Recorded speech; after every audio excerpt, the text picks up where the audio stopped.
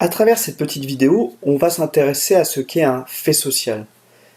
Mais avant donc de développer ce concept, on va d'abord s'interroger sur ce qu'est une société, puisqu'un fait social ne peut exister sans société. Alors, une société, elle est composée d'individus qui peuvent avoir des caractéristiques communes ou différentes, comme le nom, le prénom, l'âge, la situation familiale, etc. Mais une société n'est pas une somme d'individus.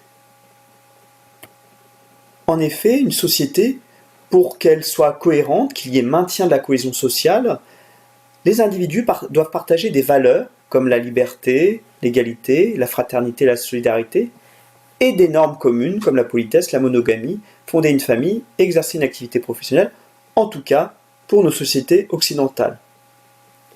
Ces individus, parce qu'ils vivent dans une même société, sont confrontés à ce qu'on appelle des faits sociaux. Durkheim, Émile Durkheim, père de la sociologie, est à l'origine de ce concept de fait social. Pour le travailler, il va l'étudier de manière empirique, c'est-à-dire in vivo dans la société, pour le comprendre dans le cadre d'une discipline que l'on appelle bien évidemment la sociologie. Alors, bien évidemment, Émile Durkheim, pour identifier un fait social, va avoir trois critères. Ici, on va aborder l'un des faits sociaux qu'il a étudié, qu'on appelle le suicide, pour illustrer un petit peu ces trois critères. Donc le premier critère, c'est qu'un fait social est extérieur à l'individu. Bien évidemment, on peut étudier le suicide à l'échelle de l'individu, mais dans ce cas-là, on sera plutôt dans le cadre de la psychologie.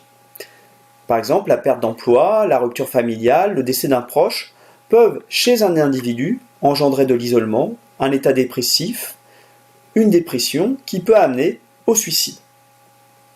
Mais justement, Émile Durkheim, lui, va s'intéresser au suicide à l'échelle de la société en considérant que c'est les modifications du milieu social qui vont être à l'origine du suicide. Alors ici, si on veut s'intéresser un petit peu statistiquement, puisque les statistiques permettent justement de considérer le suicide non plus à l'échelle de l'individu, mais à l'échelle de la société, et qu'on regarde donc cette carte qui représente la Bretagne, c'est une région qui a une particularité, c'est celle dans laquelle il y a le plus de suicides en France. Autre élément intéressant qui nous permet d'étudier le fait social, c'est qu'on se rend compte donc à travers cette carte que les hommes sont beaucoup plus touchés que les femmes par le suicide. Cette remarque concerne non seulement la région Bretagne, mais concerne aussi toutes les autres régions de France. Autre élément qui permet justement de s'écarter de l'étude individuelle du suicide et de bien le considérer comme un fait social, c'est par exemple cet élément qui nous montre que certaines catégories de la population sont davantage touchées par le suicide, ici les agriculteurs. Ces agriculteurs qui sont davantage touchés ont des caractéristiques. On se rend compte que les hommes sont plus touchés que les femmes, comme dans le reste de la population.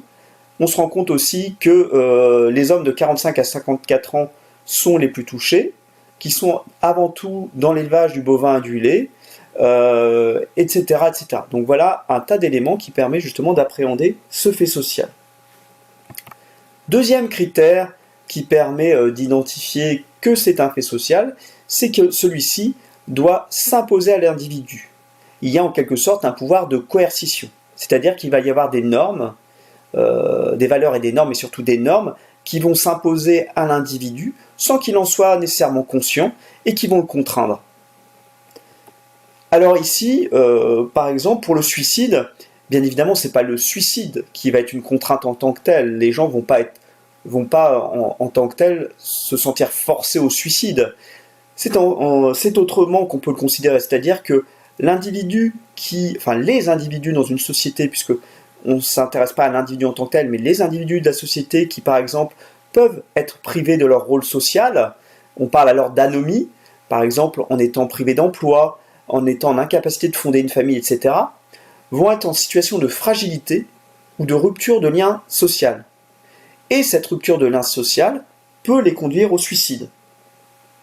Alors, il est intéressant d'ailleurs de prendre en considération que ce pouvoir de coercition peut être davantage marqué pendant les périodes de crise.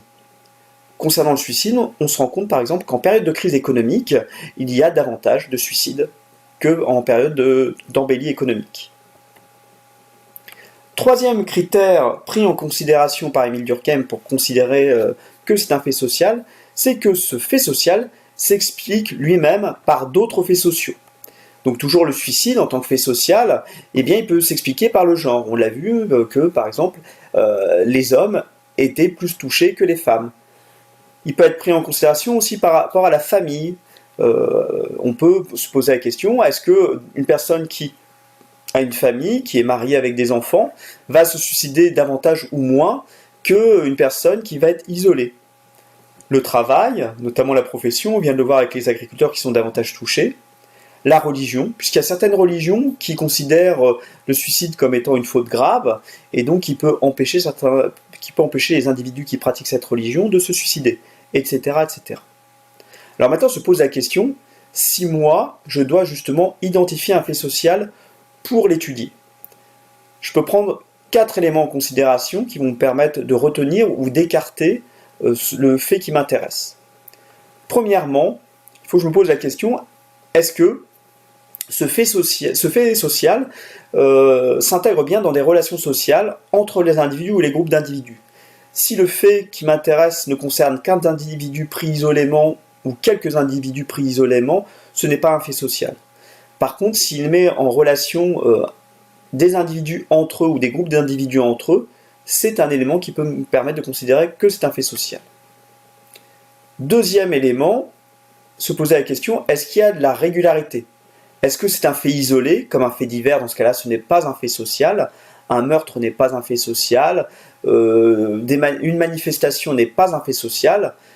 Par contre, si c'est quelque chose qui devient répétitif dans le temps, eh bien là, on peut considérer que c'est un fait social.